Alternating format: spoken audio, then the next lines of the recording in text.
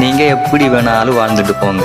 ஆனால் உங்களால் ஒருத்தர் அளவோ அழியவோ கூடாது.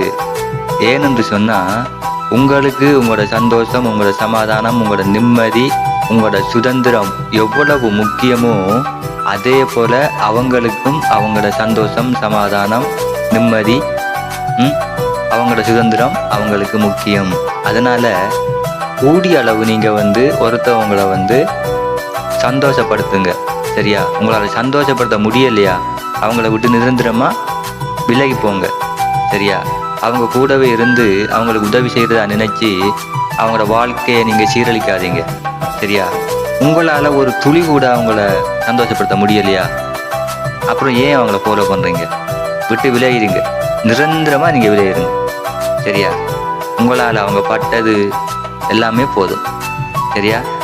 சந்தோஷமாக வச்சிருக்க முடியுமா இருந்தால், உங்களால் சந்தோஷப்படுத்த முடியுமா இருந்தால் கடைசி வரைக்கும் அவங்களோட கூட இருங்க.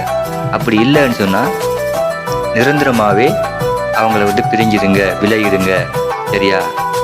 ஒருத்தவங்களோட கண்ணீருக்கு காரணமாக இருக்காதீங்க யாருமே.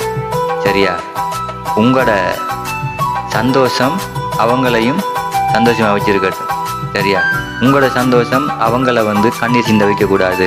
நான் எத்தனையோ வீடியோ போட்டிருக்கிறேன். நீங்கள் சந்தோஷமாக இருங்க, உங்களால் மற்றவங்க சந்தோஷமாக இருக்கணும்னு சொல்லி. நான் இப்போவும் தான் சொல்கிறேன், நீங்கள் சிரிங்க, மற்றவங்களையும் சிரிக்க வைங்க. உங்களோட சிரிப்பு மற்றவங்களை அள வைக்கக்கூடாது. சந்தோஷமாக இருங்க, சந்தோஷமாக வச்சிருங்க உங்களை சுற்றி இருக்கிறவங்களை. சரியா? உங்களால் யாருமே அழக்கூடாது, யாருமே கண்ணீர் சிந்தக்கூடாது. சரியா? இந்த வாழ்க்கை வாழ்கிறதுக்கே தவிர விளையாடுறதுக்கு இல்லை. ஒரு முறை வார வாழ்க்கை, சந்தோஷமாக வாழுங்க. ஓகே, பாய்.